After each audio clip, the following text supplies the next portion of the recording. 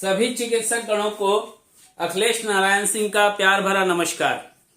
आज हम बात करेंगे इलेक्ट्रोहोम्योपैथी की nano technology of electrohomeopathy medical research methodology में पेटोरल्स को पी ग्रुप को P1 पढ़ेंगे। आज क्लास 20 है, तारीख आज 20 है और 20 तारीख बोल दिया, 6 मार्च है आज।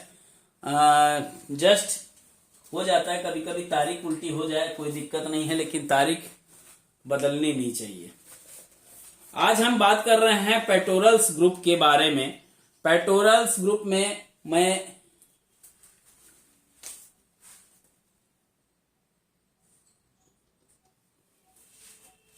क्या है, बुक में दो नाम मिलते हैं, पेटोरलिस या पेटोरल्स।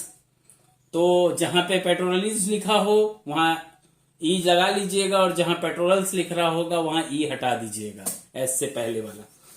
तो आज हम इसी को समझेंगे पहले कि इसका डिस्क्रिप्शन क्या है, क्योंकि डिस्क्रिप्शन के बाद हम पढ़ेंगे P1 के डिफरेंट डायल्यूशंस को कि कहां पे कैसे मेडिसिन का सिलेक्शन होना चाहिए। इस समूह की जो औषधियां हैं ये हमारे स्वास्थ्य तंत्र जो होता है उस पर प्रभाव रखती है। अतः श्वास अंगों के फिजिकोलॉजिकल फंक्शन में आने वाले असंतुलन को संतुलित करने में सक्षम होती है। अर्थात इन औषधियों के द्वारा प्राप्त तत्वों स्वास्थ्य तंत्र की क्रियाविधि को संतुलित बनाए रखने में सहायक होते हैं। श्वासन तंत्र का अगर हम बात कर रहे हैं, रेस्पिरेटरी ट्रैक्ट की बात हम कर रहे हैं, ये एक महत्वपूर्ण तंत्र है जो हमारे शरीर के प्रत्येक कोशिकाओं के लिए प्राणदायी ऑक्सीजन O2 वातावरण से लेकर के आता है और शरीर की प्रत्येक कोशिकाएं जिसमें O2 को ग्रहण करवाता है और CO2 कार्बन डाइऑक्साइड को निष्कासित करती है। इसे गैसेस एक्सचेंज भी कहते हैं। जब तक यह क्रिया सुचारू रूप से चलती रहती है तब तक शरीर स्वस्थ बना रहता है। अर्थात सुचारू रूप से चलती रहती है तो ये नेचुरल तरीके से अपना वर्क करते रहता है, तब तक शरीर में स्वस्थता बनी रहती है। अर्थात बॉडी में जितनी मात्रा में O2 एंटर प्रवेश करता है उतनी ही मात्रा में CO2 का आउट होना आवश्यक होता है। यदि किसी कारण से CO2 आउट नहीं हो पाता है तो शरीर में अगर कहीं रुक जाता है तो या फिर शरीर के आवश्यकता के अनुसार O2 जो ऑक्सीजन का जो अणु होता है वो प्रवेश नहीं कर पाता, तब वहां शरीर में असंतुलन का कारण बनाता है। हम सब ये जानते हैं कि हमारे शरीर के लिए अति आवश्यक बोलना चाहिए प्राणदायिनी जो ऑक्सीजन होता है, वायु होता है, वो हमारे लिए वातावरण पर ही ये निर्भर करता है। वातावरण से अगर O2 को शरीर के अंदर लाने का कार्य श्वासन तंत्र करता है तो जो रक्त के द्वारा पूरे शरीर में विस्तृत होता है, फैलाव होता है। इस ऑक्सीजन का उपयोग हमारे शरीर की कोशिकाएं भोज्य पदार्थ के दहन के लिए करती हैं। O2 की उपस्थिति में दहन होने पर इसमें से ऊर्जा जो निकलती है वो CO2 प्लस O2 की प्राप्ति होती है। अगर ऊर्जा हाइड्रोजन H2O का उपयोग दहन होने पर हमें ऊर्जा CO2HO2 प्राप्त होती है तो ऊर्जा व HO2 का उपयोग शरीर के द्वारा कर लिया जाता है, जबकि CO2 रुधिर संवाहक के द्वारा पुनः लंग्स में पहुंचाया जाता है, जहां से ये वातावरणीय वायु में निष्कासित कर दिया जाता है।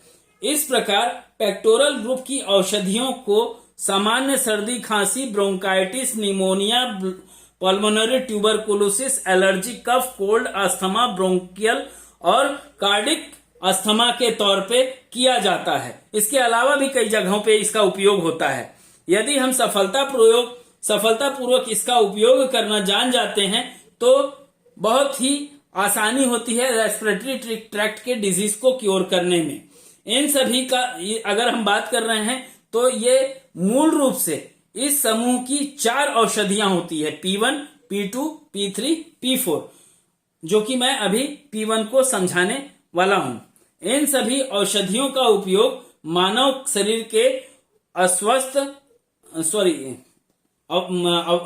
शरीर के रोग की अवस्था और श्वसन तंत्र के कार्य में आए हुए असंतुलन के अनुसार हमको सेलेक्ट करना होता है। तो वो कौन कौन सी डिजीज होती हैं उसके ऊपर हम बात करेंगे, क्योंकि बात जब हम करेंगे तो इस औषधि का जो प्रभाव होता है, अगर P1 की हम बात कर रहे हैं तो वो लंग्स और उसके सभी सहायक अंगों पर, जैसे ट्रेचिया, ब्रोंकी, ब्रोंक्यूली आदि पर भी होता है।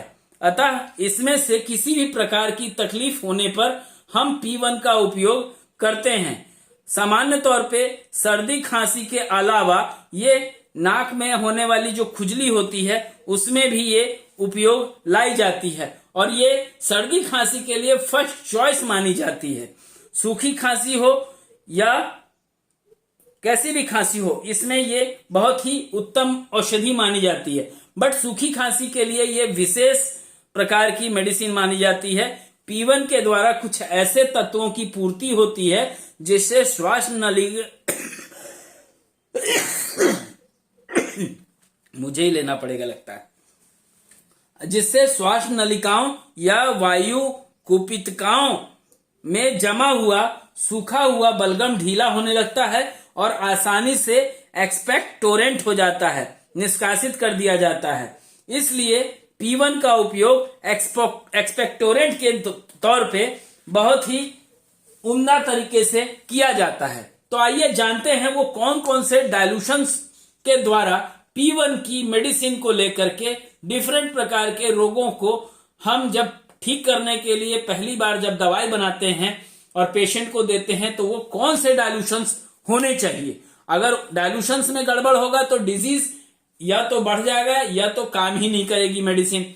तो पहले हमको ये मालूम होना चाहिए कि कौन सी डिजीज के लिए हमको कौन से डायल्यूशन से स्टार्टअप लेना चाहिए। तो आइए जानते हैं उसके बारे में।